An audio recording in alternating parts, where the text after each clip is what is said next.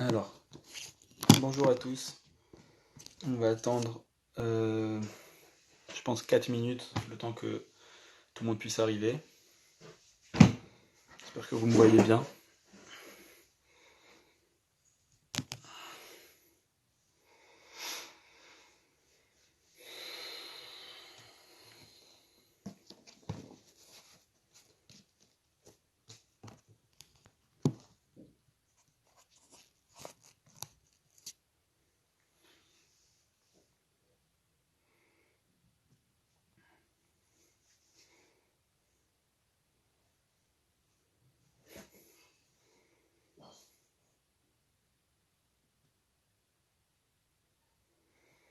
Alors voilà, bonjour à tous, ceux qui viennent d'arriver. On va attendre encore, je pense, 3 minutes euh, pour, euh, pour commencer, le temps que les gens arrivent.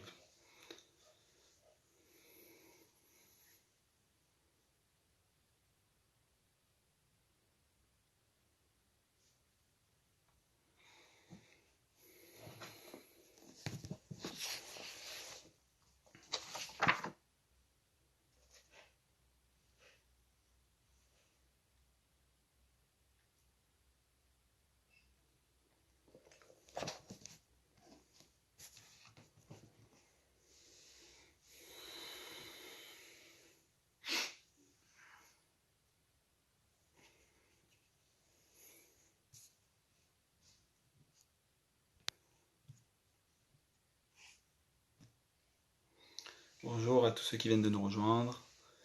On va attendre encore 2 minutes, voilà, histoire qu'il n'y ait pas quelqu'un qui rate le début.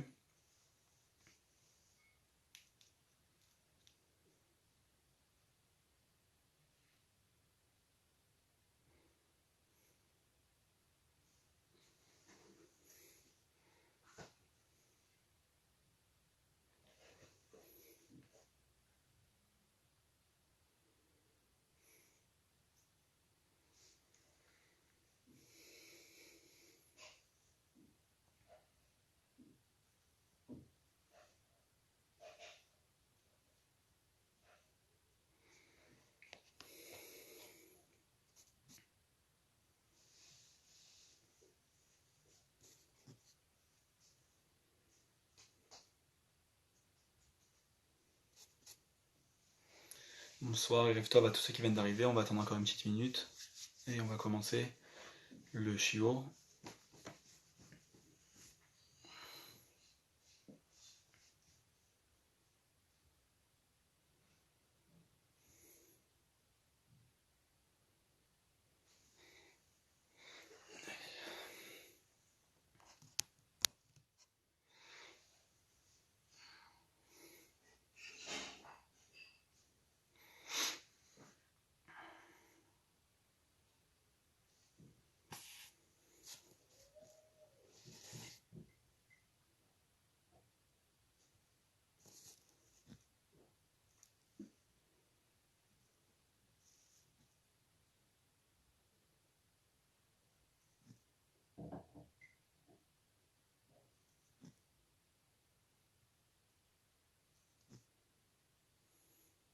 Voilà, on va commencer.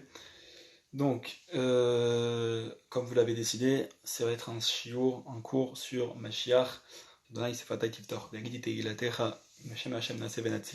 que ce cours soit dédié pour l'élévation de l'âme, les Lunishmat, Shalom ben Moshe, Nissim ben Abraham, Marguerite bat Emily, et l'élévation de l'âme de tous nos disparus, et pour la réfoua chez les mâles et Avdil de Loïc Michael ben Gisèle Esther, Isabelle Rachel ben Aline Luna, et de Messaoud ben Kamuna, ainsi que tous les malades du Ham Israël qui nous guérissent rapidement. Donc, vous avez choisi le cours sur Mashiach. Voilà. J'ai séparé mon cours en 3 parties. Donc au début, déjà on va expliquer, oui, on entend beaucoup en ce moment les signes que Mashiach arrive, il y a beaucoup de signes qui se réalisent, on entend beaucoup ça, mais c'est quoi ces signes? Et même quand on les entend en général, on n'a pas de source. Donc voilà, j'essaie de vous ramener toutes les sources qu'il y a dans les écrits et tous ces signes-là, de les détailler. La deuxième partie, ça sera qu'est-ce qui va se passer, comment Mashiach va se dérouler. Et la troisième partie, c'est qu'est-ce qu'on peut faire aujourd'hui, si vraiment Mashiach est à la porte, qu'est-ce qu'on peut faire aujourd'hui pour s'y préparer. Donc, on va commencer. Déjà, avant de commencer, j'aimerais préciser quelque chose. puisqu'on parle de Mashiach, le Rambam dans Agdamot à Rambam Perek Chalak, il met en place 13 principes. C'est ce qu'on appelle les 13 principes de foi du Rambam. Et il te dit que tout juif a l'obligation de croire en chacun de ces 13 principes, d'y croire pleinement. Et s'il ne croit pas en un de ces 13 principes ou qu'il ne croit pas totalement, euh, alors il est considéré comme quelqu'un qui renie la Torah et qui renie l'existence de Dieu. Donc voilà, c'est ça, c'est les 13 principes de foi du Rambam. Et le 12e principe, c'est de croire en la venue du Mashiach.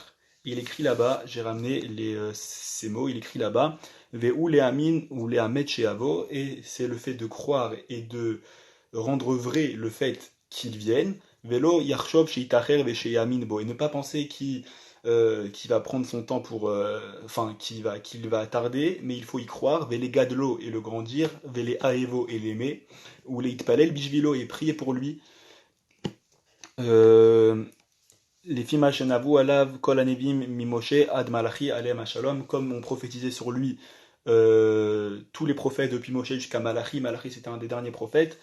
Umi She Istapegbo Onitmaet Etzlo Malato Kafar Batora. Et tout celui qui a un doute sur lui ou qu'il ne l'apprécie pas à une grande valeur, alors il est Kafar Batora, c'est-à-dire qu'il renie la Torah. Donc c'est des paroles très très fortes. Donc déjà mettre ça en place, que chaque juif a l'obligation totale de croire en le Mashiach, et s'il n'y croit pas, c'est comme s'il reniait toute la Torah, d'accord? Donc déjà mettre ça en place. Maintenant qu'on a mis ça en place, on peut commencer. Comme j'ai dit, on nous parle beaucoup en ce moment des signes de la venue du Mashiach. Il y a plein de signes, on nous dit il y a plein de signes qui se réalisent, on nous balance des idées comme ça. Moi j'essaie de faire une liste un petit peu construite, j'essaie de respecter l'ordre chronologique et vous allez voir, donc c'est dans l'ordre chronologique et ça monte crescendo. Vous allez voir, c'est vraiment des choses qui se réalisent et à chaque chose j'essaie de ramener la source. Donc on commence, premier signe déjà. Il y a écrit, c'est un passage qu'on lit dans le schéma, d'accord, tous les jours. Et il se trouve dans le Sefer Devarim, le livre de Devarim, Perek Yud Aleph Pasuk, le Perek Yud Aleph, donc le chapitre 11, il y a écrit Va'abattem me'era me'al haaretz hatova asher Adonai noten lachem. Et vous disparaîtrez de dessus la bonne terre que l'Éternel vous donne. C'est-à-dire que il y avait une prophétie comme ça, qui est écrite dans le Chumash, donc c'est pas un prophète, c'est le Chumash qui vient directement de Dieu, qui a été transmis à Moshe, comme quoi, voilà, malheureusement, à cause de nos fautes, on sera chassé du dessus de notre terre. Ça, c'est la première chose qui s'est réalisée, malheureusement, il y a 2000 ans, suite à la destruction du deuxième temple, on a été chassé de notre terre. Et c'est ce qui s'est passé, 2000 ans d'exil en dehors de notre terre, première chose qui s'est réalisée. Deuxième chose, ça se trouve aussi dans le livre de Devarim, et on passe au Perek Chafret, au chapitre 28, il y a écrit Ve'aïta ach ashuk vegazul kol ayamim. Donc là, il faut situer le contexte. On est dans les malédictions de la paracha de Kitavo. C'est toutes les malédictions que Dieu dit que toutes ces malédictions t'arriveront si tu ne respectes pas la Torah. Et le passage qu'on vient de lire, Ve'aïta ach ashuk vegazul kol ayamim, ça veut dire que tu seras oppressé et volé tous les jours. Qu'est-ce que ça veut dire? C'est-à-dire que ça, c'est une annonce que malheureusement, du fait de nos fautes, pendant cet exil qu'on vient de citer, on va avoir des persécutions terribles sur nous, des persécutions terribles et sans fin, parce qu'il y a écrit Kol Hayamim tous les jours. Donc c'est des persécutions terribles et sans fin, et on voit que malheureusement ça s'est réalisé pendant 2000 ans. À chaque génération, on a eu des mots, que ce soit l'Inquisition en Espagne, la Shoah, c'est plus récent, les pogroms en Russie, au Moyen-Âge en France, on a toujours été persécutés, et vraiment des choses terribles et sans fin, comme c'était annoncé. Troisième signe, qui s'est déjà réalisé. Il y a écrit toujours dans le livre de Devarim, Perek Chafret, le chapitre 28, il y a écrit Venishartem limtemeat. Et vous resterez peu nombreux. Malheureusement, on a vu, si on a un peuple vraiment qui date d'il y a 3300 ans, on devrait être énormément des centaines de millions aujourd'hui, voire un milliard. On voit que les Chinois sont un milliard. On devrait être au moins des centaines de millions. Malheureusement, suite à tout ce qu'on a subi, si je ne me trompe pas, on est 15 millions aujourd'hui de juifs dans le monde. C'est rien, c'est 0,1% de la population mondiale à peu près, 0,2% pardon. Donc on voit que ça aussi, ça s'est réalisé malheureusement, le fait qu'on restera un tout petit nombre. Donc voilà, troisième chose qui s'est réalisée. Quatrième chose, toujours dans le même chapitre de Devarim, il y a écrit Ve'aïta les shama, les machal velishnina bechol amim asher yanaikra Adonai shama. Et tu seras une désolation et un sujet de conversation et de bavardage dans tous les peuples où te conduira l'Éternel ton Dieu. On voit on n'est que 15 millions, mais tous les peuples n'arrêtent pas de parler de nous. Dans toute l'actualité, ça parle soit de l'État d'Israël, soit des Juifs, ça parle tout le temps de nous. On n'est que 15 millions, on est 0,2% de la population mondiale, ça parle que de nous. Ça aussi, c'est un signe qui s'est réalisé et qui continue de se réaliser. Quelque chose qui a été annoncé donc, dans le Chumash, donc Dieu qui l'a transmis à Moshe, il y a 3300 ans. Donc il faut essayer de comprendre que c'est des choses qui ont été écrites il y a 3500 ans et qui se réalisent devant nos yeux aujourd'hui.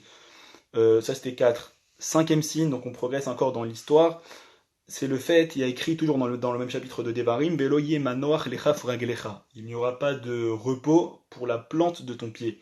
Qu'est-ce que ça veut dire? C'est-à-dire que qu'on va arriver dans un endroit, on va être chassé de cet endroit. On l'a vu tout au long de l'histoire, quand on s'est fait exiler déjà suite à la destruction du second temple, la quasi-totalité est allée en Espagne. De l'Espagne, on s'est fait chasser, on est remonté en France. On s'est fait chasser, on est remonté en Angleterre. On s'est fait chasser d'Angleterre, on est redescendu en France. Encore en France au Moyen-Âge, ils nous ont mis l'étoile. On s'est fait chasser. Une partie est allée vers l'Europe de l'Est, et qui vont devenir plus tard les Ashkénazes. Et une partie est redescendue en Espagne, ça va devenir plus tard les Séfarades. En Espagne, en Italie. De là, il y a eu l'Inquisition, on s'est fait chasser, il y a eu les pogroms en Europe de l'Est et aussi ils ont dû se déplacer. Nous, on est descendu au Maghreb, Maroc, Tunisie, Algérie. Dès qu'il y a eu la création de l'État d'Israël, on s'est fait chasser, les Arabes ont commencé à être un peu plus violents. On voit que toute notre histoire, ça a été ça, qu'on n'a pas trouvé de repos à la plante de notre pied, comme ça a été écrit il y a 3300 ans. Donc encore un autre signe qui se réalise.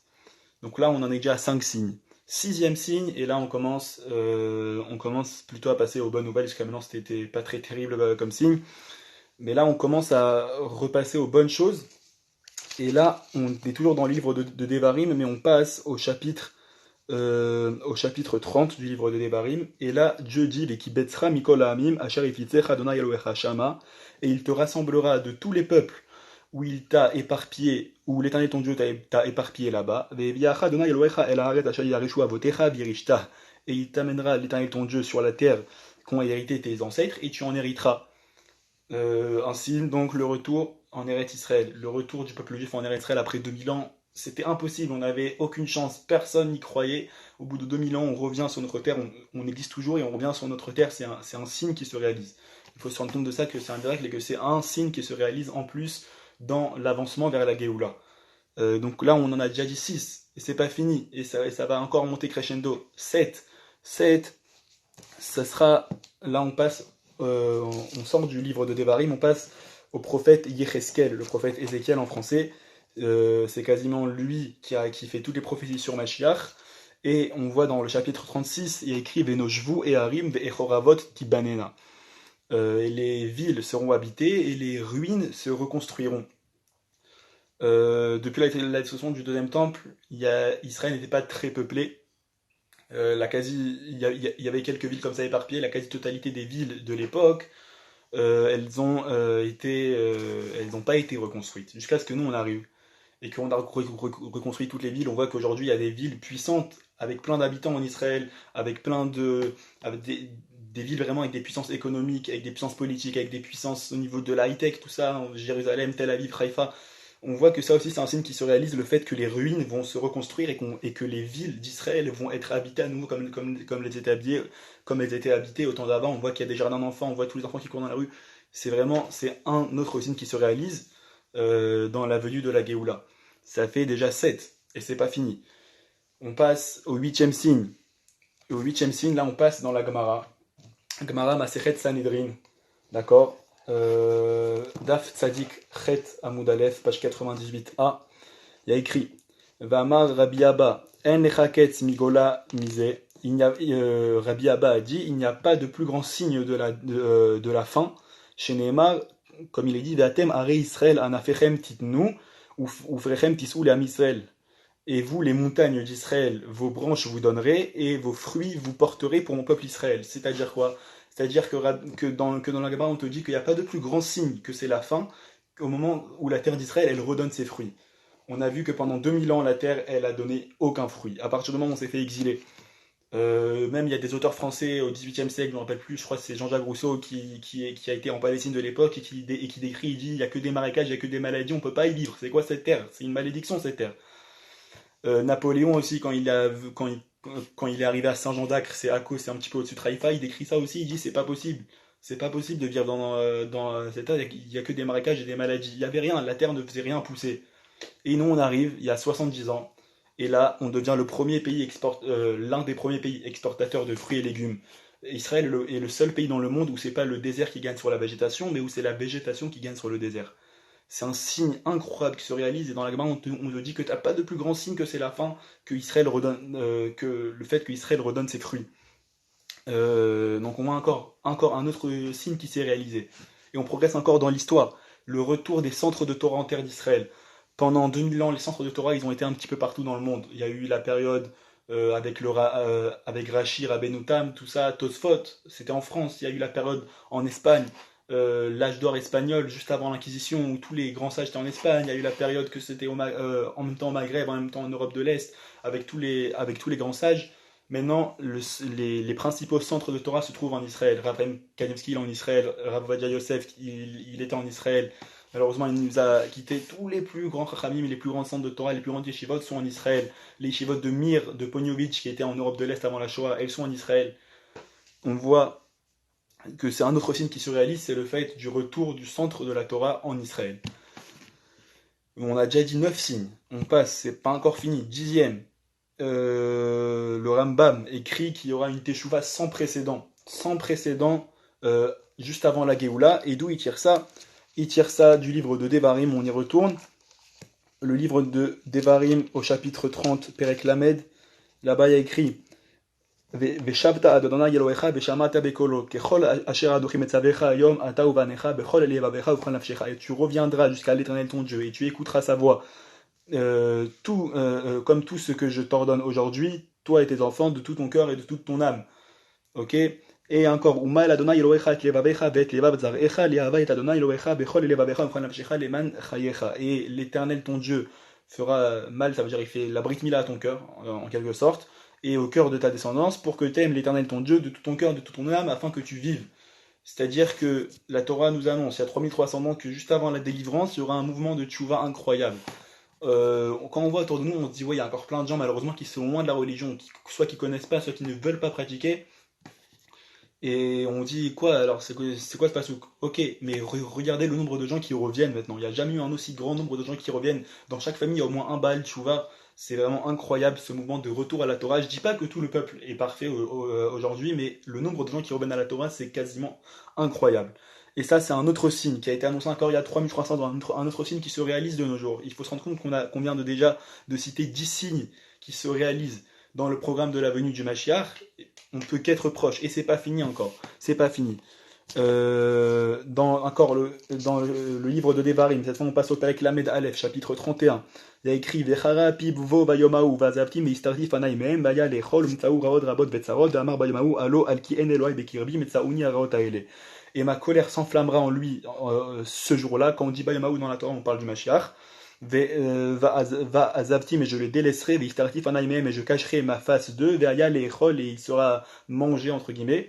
Umtsaou raod rabot betzarot, et ils lui trouveront le trouveront des mots durs. Ve'amar bayomahu, et il dira en ce jour Allo kien Elohai bekirbi, c'est parce qu'il n'y a pas de Dieu en mon sein, mais tsaouni araotaele, que ces mots-là me trouvent. D'accord? C'est-à-dire qu'à la fin des temps, Dieu te dit que juste avant ma chair, il y aura un grand, grand, grand malheur qui va cacher sa face de nous et qu'on va subir un grand malheur tel qu'on n'en a jamais vécu de toute notre histoire. D'accord? Alors là, la majorité des grands chachamim de notre génération disent que c'est déjà passé et que c'était la Shoah. Alors on espère que oui, c'était la Shoah et que c'est déjà passé, que c'est derrière nous, qu'on n'aura pas à vivre un encore plus grand malheur. Donc on espère que ce soit la Shoah. Donc si c'est ça, voilà, ça s'est déjà réalisé. Un autre signe encore qui s'est déjà réalisé. Et ce signe, il apparaît aussi autre part de façon plus claire. Il apparaît dans le livre de Daniel. Daniel qui était un prophète au temps de l'exil de Babylone, entre le premier et le deuxième temple. Il écrit Uvaet, donc ça fait 2500 ans, ok. Uvaet aïe yamod Michael asar gadol haomed al bene amecha ve'aita et tzara asher lo nieta miyot goy ada et aïe Uvaet aïe imalet amecha kol alimsa katu basefer. Et en ce jour, et en ce temps, Michael, ton grand prince, Michael c'est l'ange représentateur, c'est l'ange du peuple juif, qui se tient sur les enfants de ton peuple, et ce sera un temps de détresse comme il n'y en a pas eu depuis que les peuples existent, jusqu'à ce moment, et en ce moment ton peuple sera sauvé, et tout celui qui se trouve écrit dans ton livre. Donc Daniel nous dit qu'à la fin des temps, au temps de Mashiach, il y aura un malheur comme on n'a jamais connu dans tous les peuples. Quoi de plus grand que la Shoah? Quoi de plus grand que la Shoah? 6 millions qu'on a perdu dans des choses terribles. Et ça, c'était écrit, c'était annoncé. Et il te dit, maintenant, la fin du passouk, elle est rassurante. Il te dit où va être Haï. Et c'est en ce temps-là qu'il y aura ce malheur-là, que ton peuple sera sauvé. Et là, on parle de la délivrance finale. La Shoah s'est passée il y a 70 ans. Ça veut dire qu'on peut être que très, très, très, très proche. C'est un autre signe qui se réalise. Là, on en a cité déjà, si je compte bien, on en a cité 11. 11 signes déjà qui se sont réalisés. Et c'est pas fini. Et c'est pas fini.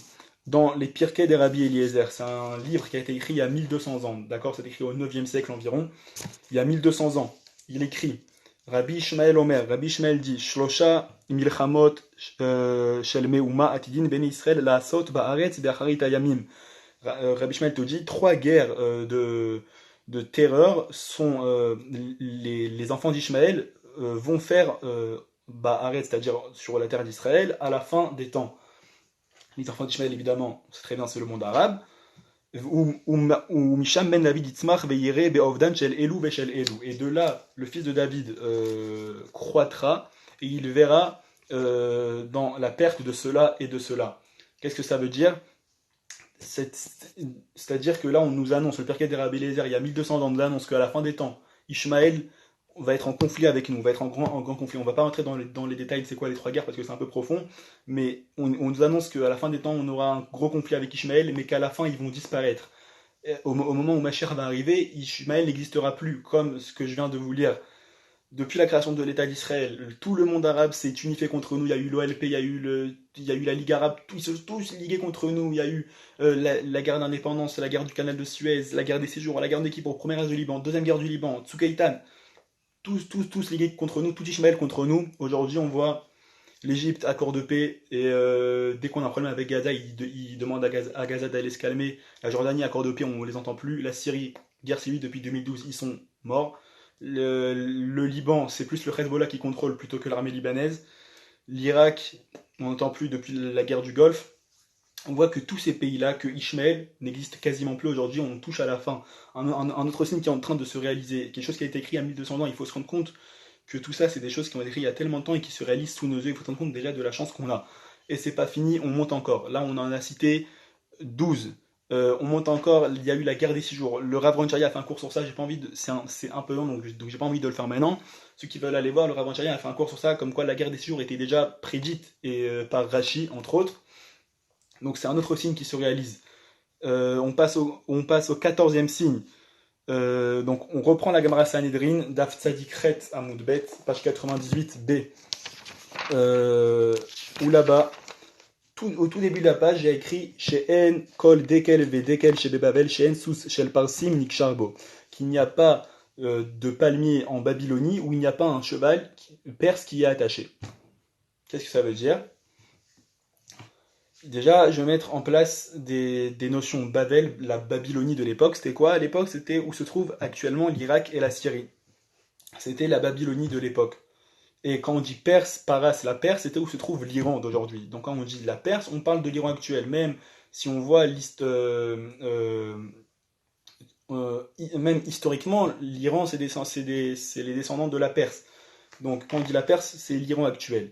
Et sur ça, Rachid te commande, Rachid qui a vécu il y a environ 1000 ans, il te commente il y a 1000 ans, Kelomar Atidin Parasumada ilavo al Babel ou les Lokda Venitmala kol Eretz Babel Chayalot Parsim Vesuseem ou Misham Baim Eretzrel Venilogdimota. Que la Perse va venir en Babylonie et il va la prendre et la terre de Babylonie va être remplie d'armées perses. Et de là, ils vont venir ils vont atteindre Israël pour l'attaquer. On voit aujourd'hui, depuis la guerre du Golfe, l'Iran elle est clairement installée en Irak. Les deux seuls pays géographiquement qui séparent l'Iran d'Israël, c'est l'Irak et la Syrie. L'Iran elle est clairement installée en Irak depuis longtemps. Depuis la guerre civile En Syrie, c'est le Hezbollah qui se combat. Le Hezbollah, c'est quoi? C'est des milices chiites iranaises envoyées par l'Iran, entraînées dans un but final de détruire Israël. Elle se trouve en Syrie, elle se trouve au Liban, elle se trouve vraiment aux portes d'Israël. Je sais, j'ai servi 4 mois à l'armée là-bas, à la frontière du Liban. Je pouvais leur faire la bise. Ils sont là. Le Hezbollah, ils sont là. Donc, on voit que quelque chose qui a été écrit il y a 1000 ans, que la Perse va remplir la terre de Babylonie, qui vont être au port d'Israël, quelque chose qui a été écrit il y a 1000 ans, ça se réalise maintenant sous nos yeux. Ça se réalise maintenant sous nos yeux, c'est incroyable. Encore un autre signe qui nous montre qu'on est proche de la fin. Ensuite, c'est pas encore fini. On nous parle ensuite de la chute de Amalek. Encore une fois, je vais mettre quelques critères avant de dire ça. Amalek, on sait très bien, c'est le peuple qui a attaqué les béné Israël suite à leur sortie d'Égypte. Dès qu'ils ont traversé la mer, Amalek est venu les refroidir. On sait très bien, et on a un commandement positif de détruire Amalek et d'effacer son souvenir de la face de la terre. Euh, Amalek, c'est qui aujourd'hui? Ce qu'on sait, c'est qu'au temps du roi Shaoul, du roi Saül, le premier roi d'Israël, ils sont allés en guerre. Excusez-moi, j'ai eu un petit problème. Donc, ils sont allés en guerre contre Amalek. Ils ont tué tout Amalek, sauf le roi. Le roi Saül a eu pitié, entre guillemets, pour plusieurs raisons, du roi de Amalek qui s'appelait Agag, et il ne l'a pas tué. Cette nuit-là où ce roi Agag était en prison, on dit qu'il a eu une relation avec une fille qui était en prison, d'autres disent qu'il a fait de la magie noire avec un mouton, bref, on s'en fout, on rentre pas. En gros, il a réussi à enfanter quelqu'un et à faire un enfant en prison pendant cette nuit-là, et le lendemain, il s'est fait couper la tête, mais il a réussi au moins à avoir un descendant. Où on retrouve ensuite la descendance de Amalek, c'est dans la Megillat Esther. Comment on appelle Aman dans la Megillat Esther? Aman à Agagi. Aman, le Agagi, ça vient du nom Agag, c'est parce que c'est le descendant de ce roi-là, Agag. Donc Aman est un descendant de Amalek. Et il se trouvait où? En Perse. Aman avait 208 enfants, on en a tué 10, il lui en restait 198. Si à l'époque, il y a 2500 ans, il avait 198 enfants là-bas, on peut imaginer que quasiment toute la population iranienne aujourd'hui a un lien avec Aman et que donc l'Iran d'aujourd'hui c'est Amalek. Et pour plusieurs autres raisons que je vais pas que je vais pas traiter maintenant. On nous dit qu'à la fin, je vais lire la source, c'est dans le traité Yoma d'Afiou d'Amoud Aleph, page 10a. Amar Rav, Atida Paras Shetipol Beadromi. Rav a dit, la Perse est destinée à tomber dans la main de Rome. Rome, c'est quoi? C'est pas l'Italie. Rome, c'est la tête de la puissance occidentale, des puissances occidentales. Donc, on nous dit que l'Iran, en gros, que la Perse va tomber dans la main de Rome, que l'Iran va tomber dans la main, peut-être que c'est les États-Unis aujourd'hui, Rome. On voit qu'aujourd'hui, le corona touche tout le gouvernement iranien. Tout le gouvernement iranien, tous les ministres, tous les dirigeants sont atteints par le corona. Ils sont tous décimés. Il y en a qui sont morts, il y en a qui sont gravement atteints, qui ne leur reste pas beaucoup de temps à vivre. Ça a été annoncé, ça, la chute de Amalek juste avant Mashiach. Et on voit que ça se réalise sous nos yeux. Et ça se réalise au mois de Hadar, où s'est passé l'histoire, où on a combattu Aman, on a tué Aman et ses enfants. Ça se réalise, tout ça, c'est encore des signes qui ont été écrits il y a tellement de temps, il y a 2000 ans, et qui se réalisent sous nos yeux maintenant, aujourd'hui. Euh, Avant-dernier signe, là on a déjà dit 15, avant-dernier signe, c'est, on reprend Sanhedrin, on reprend la Gemara de Sanhedrin, Daf Tzadikret Amud Aleph, page 98a, il y a écrit Amar Rabbi Chama Bar Chanina, Rabbi Chama Bar Chanina a dit En ben David ba ad shetichle malchut az-zolam Israël. Le roi de David ne viendra que quand la royauté d'Israël se partira. Qu'est-ce que ça veut dire? Réchi, il te commente il y a 1000 ans. Shelo te'elaim shum shultanut l'Israël afilu shultanut kala vedala. Il te dit qu'en gros, Mashiach viendra quand l'État d'Israël n'aura pas de gouvernement. Pour ceux qui suivent un petit peu la politique israélienne, ça fait 1 an qu'on est dans des élections. Depuis avril dernier, il y a eu 3 élections et on n'arrive pas à construire un gouvernement. Rachid te dit ça il y a 1000 ans. Il te dit ça il y a 1000 ans que un gouvernement où Israël n'arrivera pas à faire un gouvernement. Et aujourd'hui, ça se passe sous nos yeux. Il faut se rendre compte de la chance qu'on a, de la grandeur que c'est. C'est encore un signe qui nous montre qu'on touche vraiment au but et à la fin des temps. Même il y a le Rav Kadouri et le Rav Zilberstein qui malheureusement aujourd'hui ils sont décédés. Il y a 40 ans, ils disaient que Mashiach viendra quand Israël n'arrivera pas à former un gouvernement. Donc on voit que c'est ça. Maintenant, dernier signe, donc c'est le 16e ou le 17e si je dis pas de bêtises. Déjà, faire une pause et se remettre de tout ce qu'on vient d'entendre, tous ces signes qui ont été écrits il y a tellement longtemps qui nous montrent qu'on touche à la fin des temps. 17e signe, et là je pense que c'est incroyable, c'est vraiment incroyable, c'est dans le Midrash Rabbah.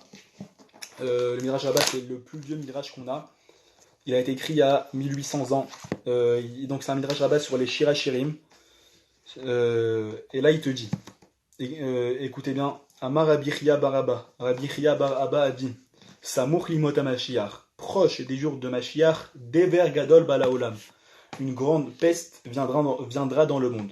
Ça vous fait penser à quelque chose, hein.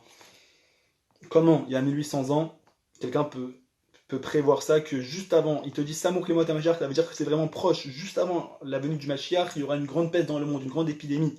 C'est un petit peu ce qu'on est en train de vivre, le monde est KO actuellement. Toutes les grandes puissances sont KO à cause du corona. Quelque chose qui a été prévu, qui a été prédit à 1800 ans, qui se réalise sous nos yeux. Je pense que voilà, on a cité 17 signes encore plus grands les uns que les autres qui montrent que tout est en train de se réaliser et qu'on est extrêmement proche. Et comme on dit dans le traité de Rosh Hashanah, Daf Yud Aleph Amud Aleph, page 11a, on te dit, on trouve la page, Benissan Nigalou Benissan Atidin Leigael. En Nissan, on a été délivré à l'époque de la sortie d'Égypte. Benissan Atidin Leigael, en Nissan, on sera délivré à l'époque de la délivrance finale. Rosh Chodesh Nissan, c'est mercredi soir, donc c'est dans 2 jours le mois de Nissan. Donc, je sais pas, peut-être que ça sera ce Nissan-là, peut-être que ça sera le Nissan de l'année prochaine, je sais pas. Mais en tout cas, c'est sûr qu'on est très, très, très, très, très proche. Voilà, ça c'était pour se mettre bien dans la tête qu'on est très proche et c'était tous les signes. Maintenant, on va passer à la deuxième partie du cours. Comment ça va se passer, ma chère? Comment ça va se passer? Alors déjà, je vais mettre quelque chose en place. Tout ce qu'on sait tout ce qu'on sait sur la réalisation de Mashiach, ça nous vient du Rambam. Quasiment tout ce qu'on se base, plus précisément, pour savoir à peu près comment ça va se passer, ça nous vient du Rambam. Et même lui te dit, tout ce qu'on a, c'est que des pistes, et ça reste un peu flou.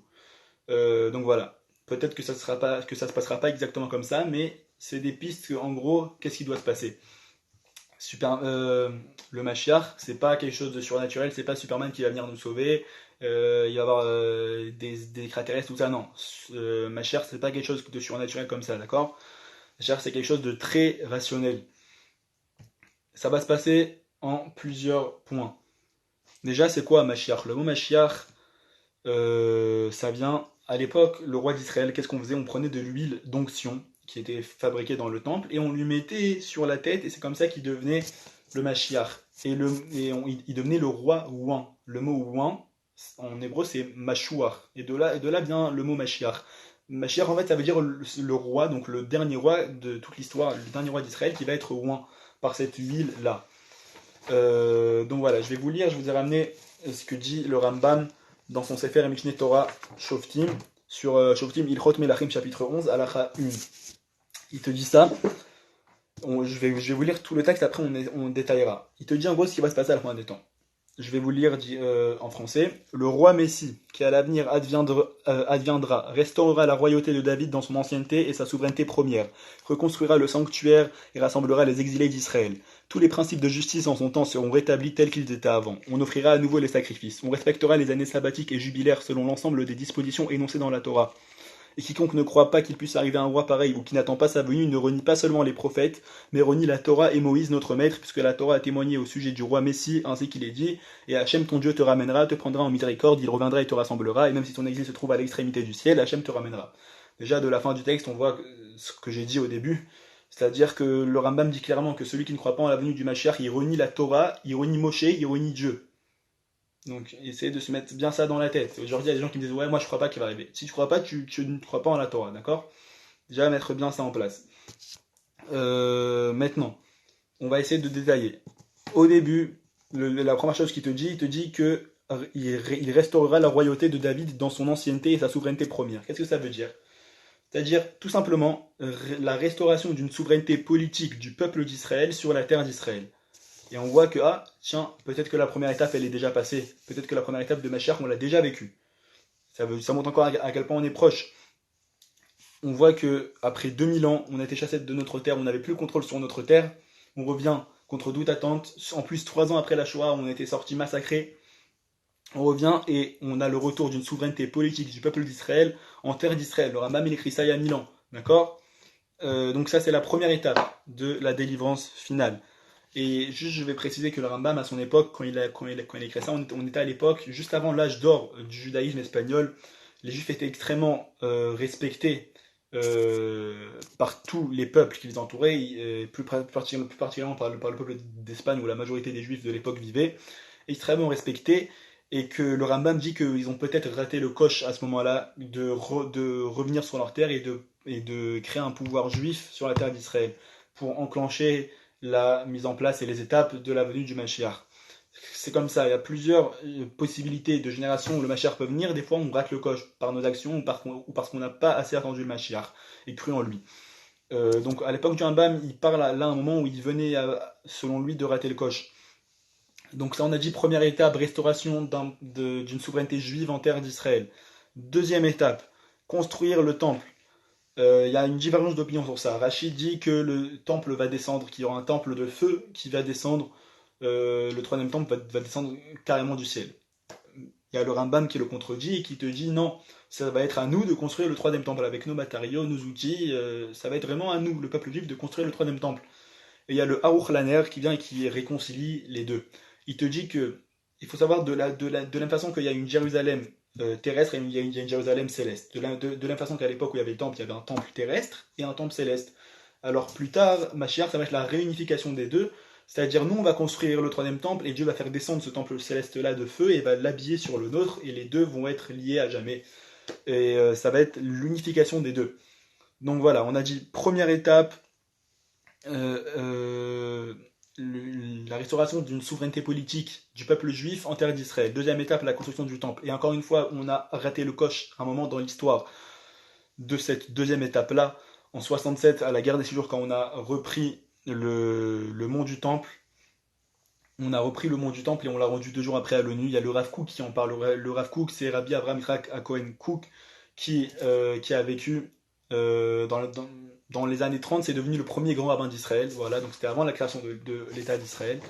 Et il avait parlé aux Anglais. Les Anglais lui ont dit: comment vous, les sionistes, vous voulez revenir à Jérusalem? Que va-t-on faire avec les musulmans? Et il a demandé: quoi? Il y a une mosquée. Et alors, grâce à Dieu, a-t-il répondu, dans une mosquée, il n'y a pas d'idole. Et s'il y avait la paix politique entre les juifs et les musulmans, nous, les juifs d'Israël, de Jérusalem, nous pourrions dire nos prières dans la mosquée sur la montagne du temple. Ce serait parfaitement cachère. Les musulmans sont de vrais monothéistes. Nous pourrions donc en principe dire nos prières sur la montagne du temple. Mais qu'a décidé le gouvernement israélien à l'époque, à cause de l'ONU, d'interdire aux juifs de monter sur la montagne du temple?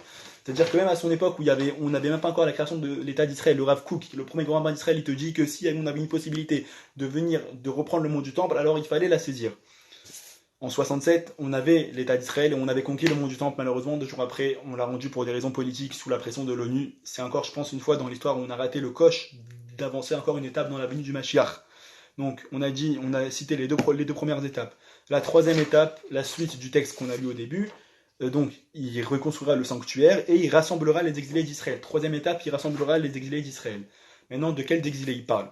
Parce que si tu dis que c'est que maintenant qu'il rassemble les exilés d'Israël, alors avec qui? S'il n'y a personne en Israël, avec qui il a créé une souveraineté politique juive en Israël et avec qui il a construit le temple? Alors, de quel exil on parle? Il y a deux types d'exilés. Il faut savoir que suite au règne du roi Salomon, du roi Shlomo, il y a eu une séparation dans le royaume d'Israël. Il y a eu le royaume qui s'est séparé entre le royaume de Juda, qui régnait sur Jérusalem, et le sud de Jérusalem, qui était composé de la tribu de Yehuda, de Binyamin et de Lévi. Et il y a eu le royaume d'Israël, qui était composé de toutes les autres tribus. Suite à la destruction du premier temple et à l'exil de Babylonie, on a perdu ces 10 tribus-là, qui étaient le royaume d'Israël. On les a perdues, elles ne sont pas revenues pour le deuxième temple. Il n'y a eu que le royaume de Juda qui est revenu pour le deuxième temple. Et qui ensuite s'est fait exiler par les Romains. Et c'est aujourd'hui le peuple juif qu'on connaît, c'est que les descendants de ce royaume-là. Et comment on les appelle? Ceux-là, on les appelle les Golim. Maintenant, il y a l'autre partie qu'on appelle les Nitrim, c'est les 10 tribus perdues depuis la destruction du premier temple. 10 tribus perdues. Quand on sait, que pendant toute l'histoire, on ne savait plus où elles étaient. Et ça, c'est de ces exilés-là que le Rambam y parle. Il te dit que le Mashiach, sa troisième étape, ça va être quoi? Ça va être de rassembler les 10 tribus perdues d'Israël. Et on voit que cette étape-là, elle a déjà commencé. Mon Rav, le Rav David Mamou, qui travaillait au bureau du grand rabbin d'Israël au service des conversions, il a trouvé la tribu de Ménaché en Inde. Il les a ramenés, c'est pour ça qu'aujourd'hui on voit beaucoup en Inde, en Israël, pardon, on voit des gens un petit peu avec un faciès un petit peu asiatique. C'est ceux qui sont revenus de cet exil-là. On sait qu'il y en a à peu près au Pakistan, on sait qu'il y en a aussi en Afghanistan. C'est quoi? C'est des gens que ils sont pas juifs aujourd'hui, mais ils sentent qu'ils ont un lien. Ils savent pas comment l'expliquer, mais qui s'est transmis de génération en génération de leurs ancêtres, qu'ils ont quelques pratiques qui ressemblent énormément aux nôtres. Euh, c'est de cela qu'on parle. Et la troisième étape du Mashiach, ça va être de les ramener. Donc on récapitule. Première étape, restauration d'un pouvoir du peuple d'Israël en terre d'Israël. Deuxième étape, reconstruction du temple. Troisième étape, le rassemblement des exilés. Quatrième étape, la suite du texte du Rambam qu'on a lu. Tous les principes de justice en son temps seront rétablis tels qu'ils étaient avant. Alors, c'est-à-dire qu'en gros, la constitution de cet État qui sera après Mashiach, ça sera la Torah, tout simplement. Les lois, ça sera la Torah, ça sera les lois de la Torah. Ce sera la quatrième étape. On va faire ce passage-là. Maintenant, ça veut dire quoi avant? Avant, comme à l'époque de Yahushua, comme à l'époque des juges, comme à l'époque du premier temple, du deuxième temple, on ne sait pas, mais en tout cas, ce qui est sûr, ça sera que la constitution, ça sera les lois de la Torah. C'est la quatrième étape. Cinquième étape, il dit on offrira à nouveau les sacrifices. Et là, je vais m'arrêter un peu sur ce point. Aujourd'hui, on nous dit sacrifice, ouais, tu prends une vache, tu l'égorges, tu la fais brûler, et certaines parties, ça nous paraît très très barbare. Et on a raison de trouver ça barbare. Les sacrifices, je veux remettre en place, c'est quoi les sacrifices? Les sacrifices, c'est quoi? Le mot sacrifice en hébreu, c'est korban, c'est leit karev. Ça vient du mot leit karev, c'est-à-dire se rapprocher. Un sacrifice, c'est fait pourquoi? C'est pour se rapprocher de Dieu. En général, la quasi-totalité des sacrifices, c'est quand tu as fait une faute et que tu dois amener un sacrifice au temple pour te faire pardonner. Donc, c'est pour te rapprocher de Dieu. Et en quoi tu te rapproches de Dieu? Malheureusement, la majorité de nos biens aujourd'hui, et ça a toujours été comme ça, ils sont pas totalement propres. Soit ça a été magouillé, soit on l'a pas gagné totalement honnêtement. Euh, Soit des fois on se rend même pas compte, il y a des tonnes de lois de prêts, d'intérêts, bref, ou alors qu'on a utilisé ces biens à mauvaise fin. Tout le truc du sacrifice, que tu n'avais pas le droit d'amener un animal malade, que tu n'avais pas le droit d'amener un animal volé, tout ça, c'est de prendre une partie de tes biens, de la garder sainte et de l'amener au temple, de la faire brûler sur l'autel de Dieu et qu'après certaines parties soient mangées par l'homme le plus saint du peuple, le Kohen Gadol. C'est de ramener une partie de tes biens et de l'élever au spirituel pour réparer l'autre partie. Maintenant, une des raisons pour lesquelles le temple a été détruit, c'est que cette valeur-là du sacrifice a été pervertie à la fin du premier temple. Il y a des psukim où Dieu dit j'ai vos sacrifices en horreur. Ne m'apportez pas de sacrifice, j'en ai pas besoin de vos sacrifices. Donc on voit que ça a été perverti. Et que après Mashiach, ça va être rétabli la vraie notion de sacrifice. Le Rav Kook, il écrit un livre, pareil, le Rav Kook qu'on a cité tout à l'heure, il écrit un livre, ça s'appelle Chazon Atim Chronut, la vision d'être végétarien. On va pas rentrer dans tout ça maintenant, c'est extrêmement profond, c'est extrêmement long, mais en gros, là-bas il te dit que moralement c'est impossible qu'après Mashiach, où ça sera un monde parfait, c'est impossible qu'on offre des sacrifices animaux. Et que tu dis que plus tard ça sera des sacrifices végétaux. Voilà, je mets ça entre parenthèses, j'espère qu'on a mieux compris c'était quoi les sacrifices.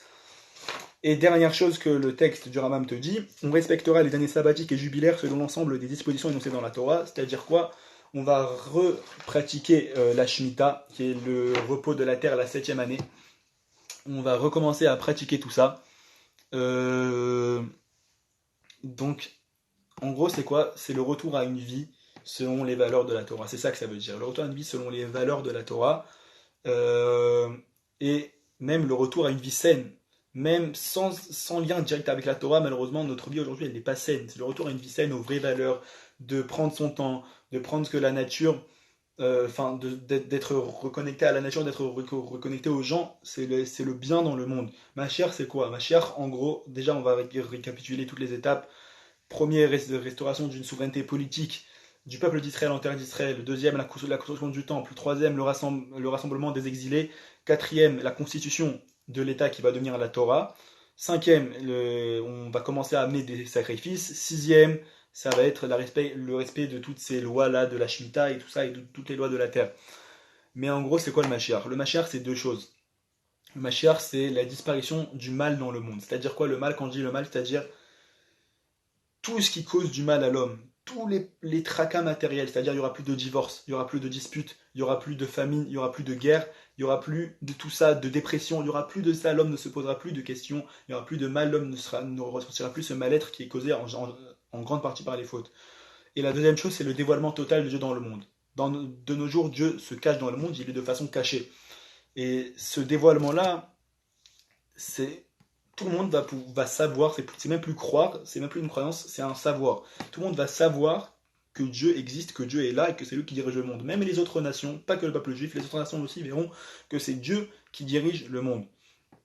Et donc voilà, je pense que c'est vraiment une utopie à laquelle plutôt on peut aspirer. Je vais juste vous citer, j'ai oublié de vous le citer par rapport à ce que j'ai dit sur le Rav Kook et les sacrifices végétaux.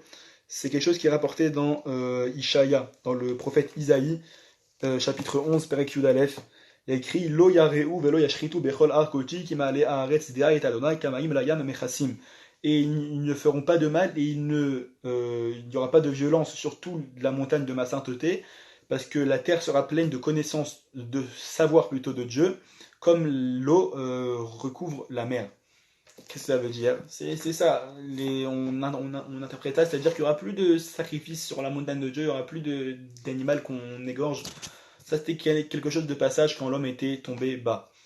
Maintenant qu'on a dit, on a vu tous les signes annonciateurs qui nous montrent que vraiment Mashiach est là. Maintenant qu'on a vu à peu près comment ça va se dérouler, on va passer à la dernière partie. Il ne reste plus beaucoup. On va passer à la dernière partie. Quoi faire? Ok, si on dit que Mashiach est là, il arrive dans quelques jours, quelques semaines, qu'est-ce qu'on peut faire? Qu'est-ce qu'on peut faire? Alors tout simplement, les Chachamim, ils nous ont dit ce qu'on peut faire. Je reprends la Gemara Sanhedrin. Daf Tzadikret Amoud Aleph, donc encore page 98a. Là-bas, il y a écrit Amar Rabbi Alexandre Rabbi Yoshua ben Levi Rami. Rabbi Alexandre a dit au nom de Rabbi Yoshua ben Levi Ktiv Beita ou Ktiv Achishena. On a un passouk qui nous dit Beita Achishena. Beita, ça veut dire en son temps, Achishena, ça veut dire je le précipiterai. Et en parlant de la délivrance. Si c'est en son temps, ça veut dire que tu le précipites pas. Si tu le précipites, ça veut dire que c'est pas en son temps. Donc il y a une contradiction a priori entre ces deux mots. Et la réponse de la Gemara, Zachu Achishena, lo Zachu Beita. Si on est méritant, il la précipitera, sinon elle viendra en son temps. On sait très bien, on entend souvent dire que le monde doit durer 6000 ans, que le Mashiach viendra maximum à l'an 6000. C'est exactement ça. Si on n'est pas méritant, alors oui, il viendra à l'an 6000, mais ça fera beaucoup plus mal. Si on est méritant, alors on peut le faire venir avant, on peut le faire venir dès maintenant. Ça dépend juste de nous. Et donc voilà, de là on sait ce qu'il faut faire. Il faut se renforcer. Juste après, dans la page juste après d'Afsadik Ret Amoud Bet, dans la page 98b, il y a écrit Veatania, et on a enseigné dans une braïta. Shalut Almida avec Rabbi Eliezer. Les élèves de Rabbi Elazar, lui ont demandé Adam Binatzel Michevlo Shel Mashiach. Que doit faire l'homme pour être sauvé des souffrances du Mashiach? Il y a Sogba Torah ou Vgimelut Chasadim, il doit s'occuper de la Torah et de prodiguer de la bonté. C'est ces deux choses, tout simplement, se renforcer dans la Torah, que ce soit dans l'étude ou dans la pratique des mitzvot, accomplir la volonté de Dieu et faire du chesed, faire de la bonté envers les gens, que ce soit par des actes, surtout dans cette période où chacun a besoin de l'autre, que ce soit par des paroles, de renforcer des gens qui se sentent mal, même avec un sourire, de faire du chesed, c'est ça, de faire du chesed, de revenir à Dieu et de faire la volonté de Dieu. Et j'ai envie de terminer sur quelque chose qui me semble beau, toujours dans la Gemara Sanhedrin. Quelque chose qui me semble beau, Daf Tzadikret Amoud Aleph, page 98a. Je situe le contexte, c'est Rabbi Yoshua ben Levi, d'accord, qui vient voir Eliaou et qui va voir Eliaou Hanavi et qui lui dit quand est-ce que Mashiach va arriver. Eliaou Hanavi lui dit t'as qu'à aller demander au Mashiach lui-même. Il dit ok, alors Azal Legabe, donc Rabbi Yoshua ben Levi va voir le Mashiach. Amarle Shalom Alecha Rabbi Umori, il lui dit bonjour mon maître. Amarle Shalom Alecha Bar Levae, le Mashiach lui répond bonjour fils de Lévi. Amarle, il lui a dit les Emat Ati Mar. Donc Rabbi Yoshua ben Levi demande à Mashiach quand est-ce que tu viens? Amarle Ayom. Le Mashiach lui répond aujourd'hui. Je viens aujourd'hui. Tiens. Atel Legabe Eliaou. Atal Legabe Eliaou. Donc il retourne voir Eliaou. Amarle Maya Amarlach. Eliaou demande à Rabbi Yoshua ben Levi qu'est-ce que le Mashiach t'a dit? Amarle Shalom Alecha Bar Levae.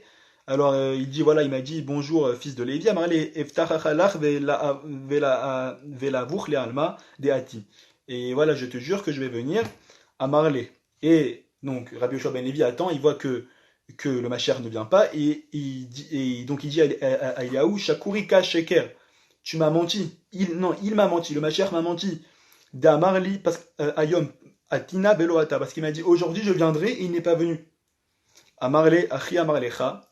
Et là où il lui répond, c'est comme ça qu'il t'a dit. Ayom Imekolo Tishmaru. Aujourd'hui, si vous écoutez sa voix.